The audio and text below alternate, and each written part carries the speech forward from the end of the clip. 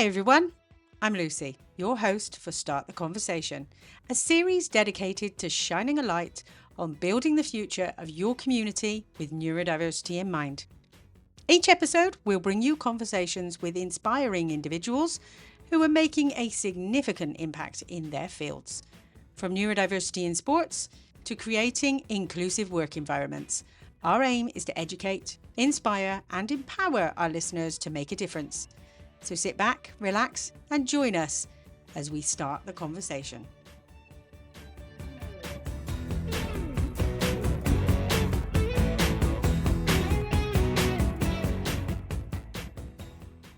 Hi there, it's Lucy from Inclusive Change, ready to start the conversation on our podcast. Today, I'm joined by Kenton Mee from North Somerset Parent Carer Forum and Regional Lead for the NNPCF, that's the National Network of Parent Carer Forums.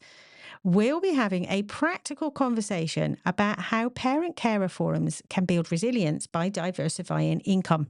We'll talk about why relying only on the DFE grant limits your reach, and what partners like local authorities and integrated care boards are willing to fund.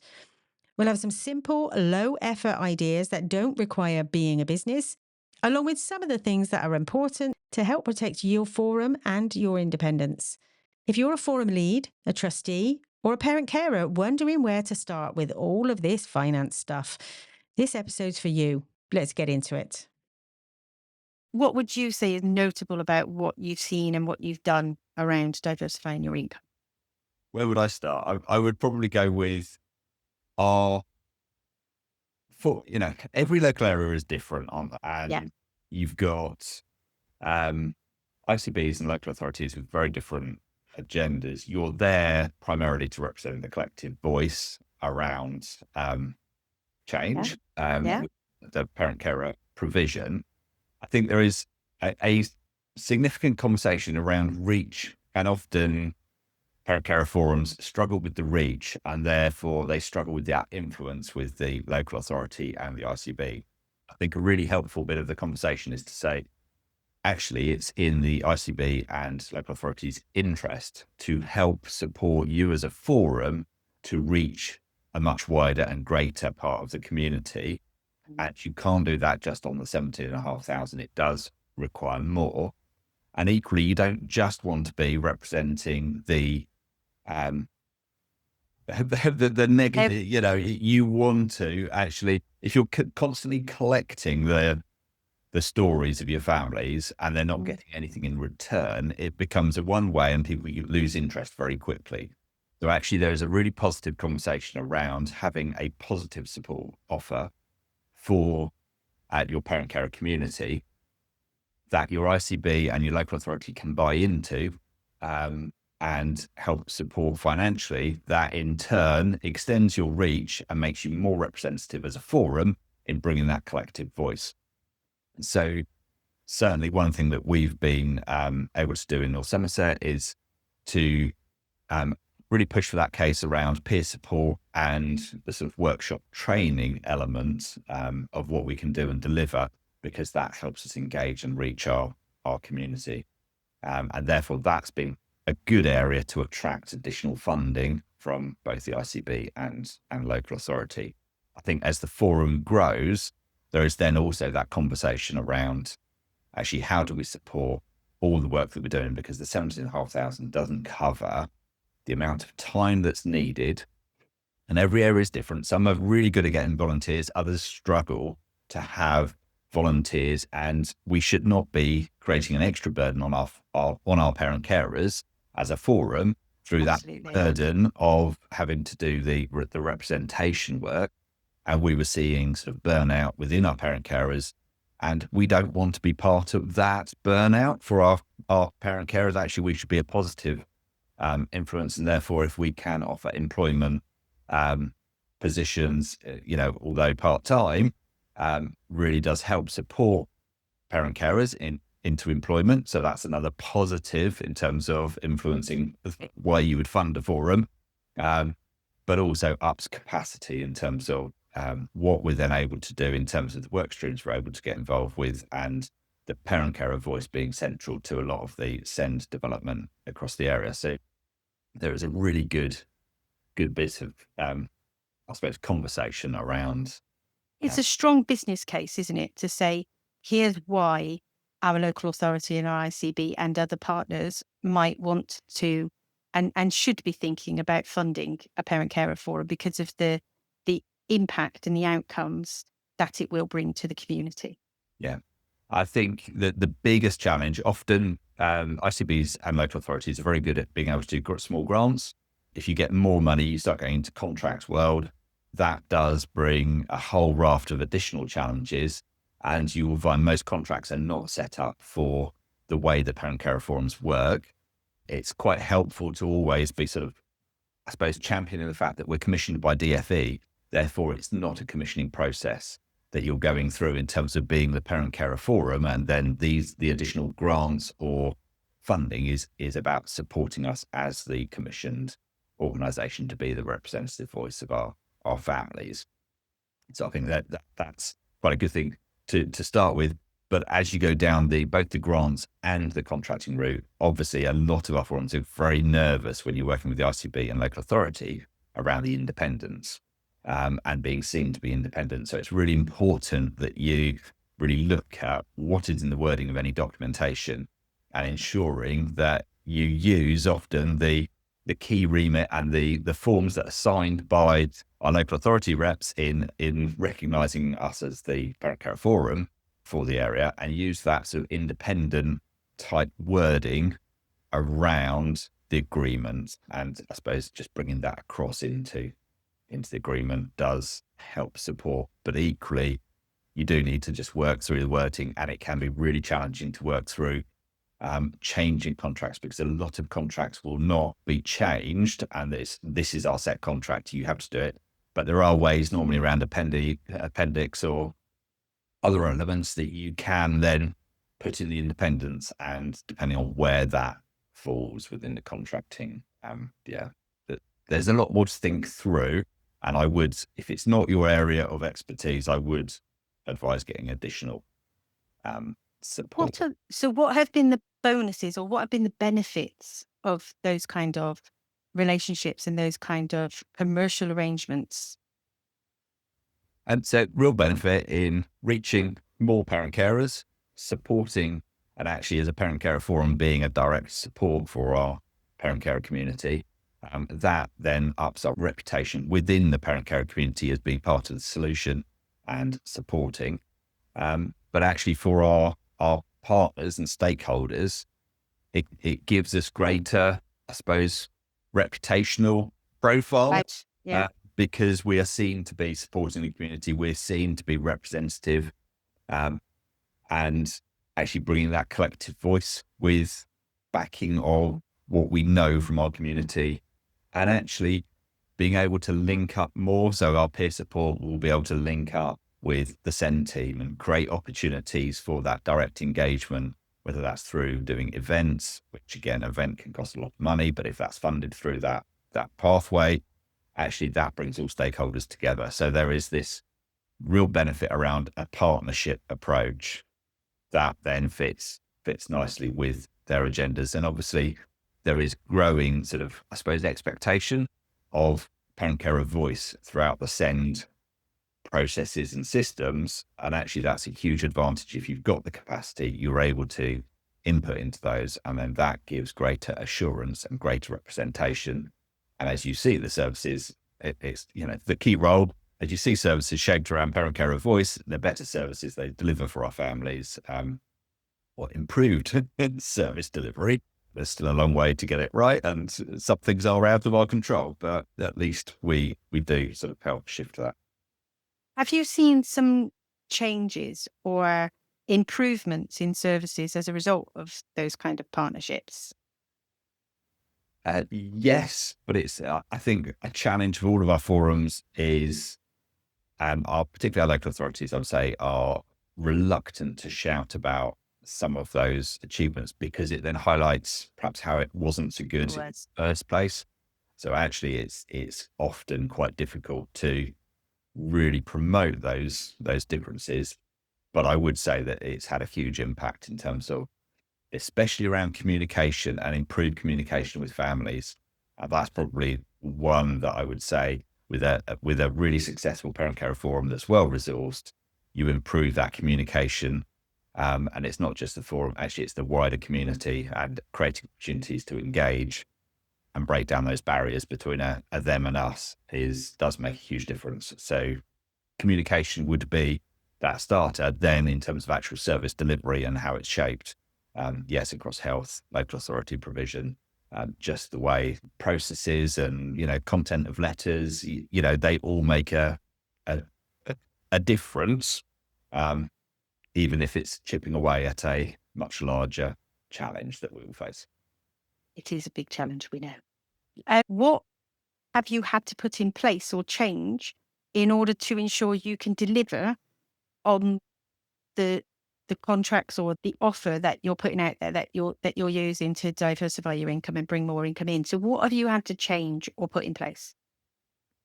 I think I would say it's a process of growing. What you don't want to do in some ways is suddenly have a lot of money through a commissioning and not have scaled up. So actually it's a process of building up the funding gradually over a period of time and ensuring that you build the forum to match that. And key bits around your financial accountability and financial reporting and accounting is absolutely crucial.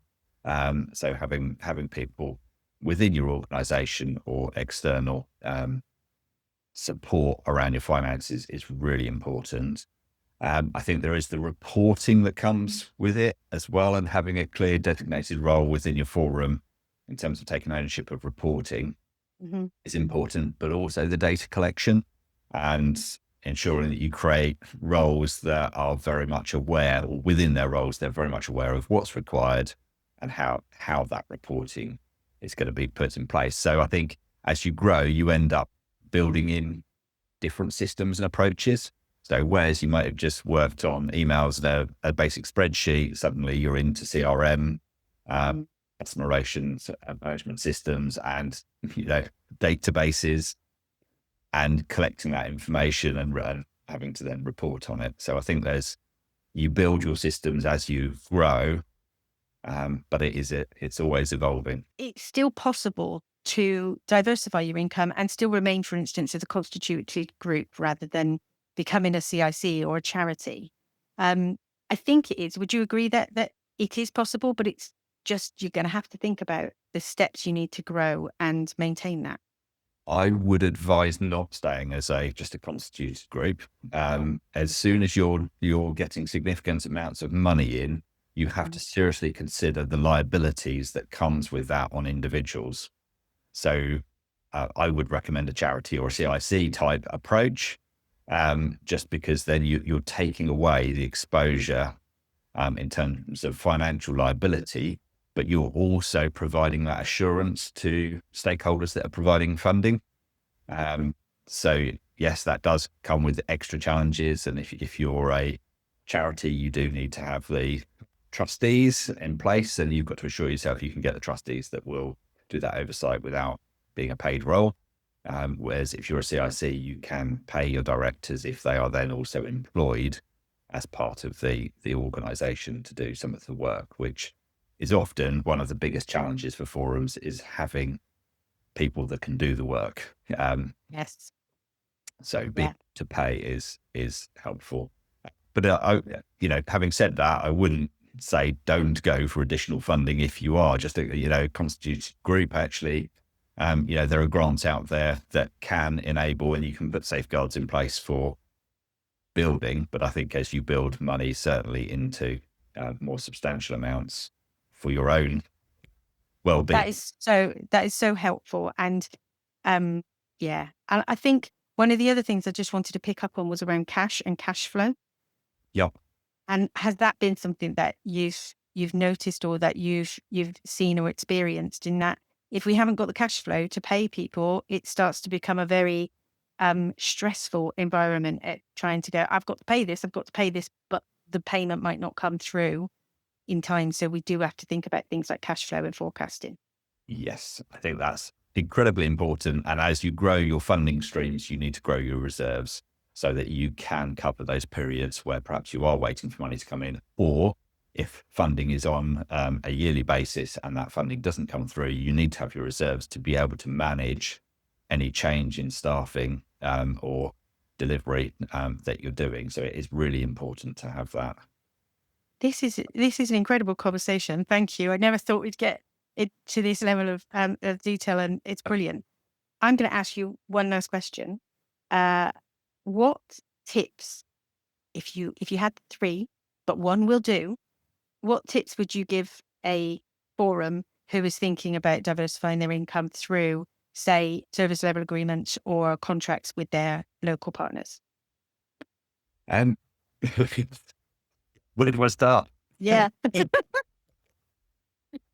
mean, I think it's remain positive, have those open and honest conversations around what is the money going to be for, what are the requirements that have been put on that money as well, because I think, you can quite easily overcommit and actually not overstretching yourself and building up in a manageable way is really important. And through honest conversations, particularly with your local authority and ICB, you should have people that get it, they understand what you do, understand your remit, understand the reach and the positive benefit you can have. So I would say building those relationships and using that to then build the forum, but you're always going to build the forum around what is available or not available within your local authority area. So some areas have a much, I suppose, a greater offer of different support for families. Certainly in my areas we're growing, there was a lack of that support, which then what I would determine was that positive support offer gave up that window to really open up opportunities for funding and also that positive relationship with our community. There's probably loads more, but Honestly, this is so helpful, so helpful. And I think it's really useful because people will come from different stages and yeah, they'll, like I said at the beginning, I think before we even started to record, we go into parent carer forums because we want to make a difference and we want to make a change. And usually we've experienced challenges ourselves. So we want to do something for other people, but we don't go into it thinking we're going to be running a business. yeah, And we have to learn fast sometimes. yeah, definitely. And I think there's something around how do you support your parent carers that are involved in the forum in areas, because not all parent carers want to get involved in the collective voice and they find it really frustrating. The wheels turn very slowly within the statutory services world, and some it's not their thing, whereas others love that support and engagement work, and actually having that mix of offer and people within the forum is really beneficial for your forum in terms of supporting each other, using people to their strengths, and Amazing. not expecting everybody just to do one thing.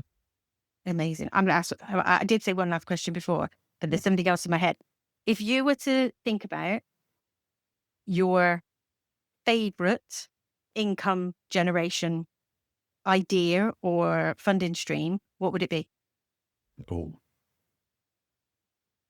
probably, I think the peer support and the training workshop has delivered a lot to the community and has really enhanced our engagement.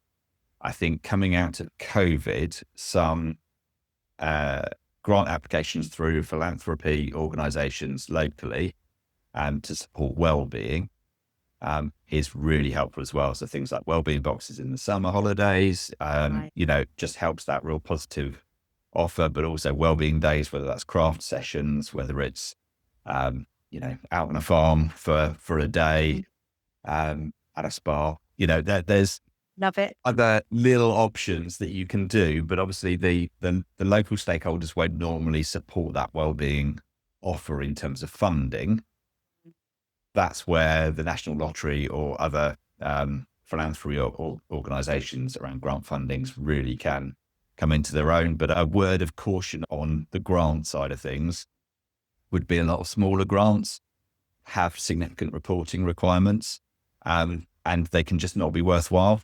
So, I often say if it's under £5,000, probably not worth bothering unless it is pretty much a couple of words reporting.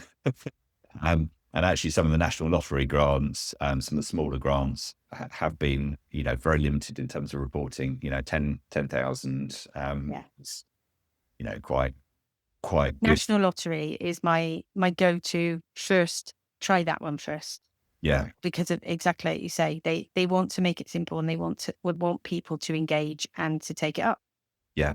And it's good. It's a good starter place to get one of the smaller grants from the National Lottery and to have a clear idea whether that's around wellbeing, whether it's, we used one of their grants for some digital update with our database system. And it was very easy, minimal reporting. Brilliant. Helps you move forward as an organisation. Thank you. Thank you. This conversation has been fantastic.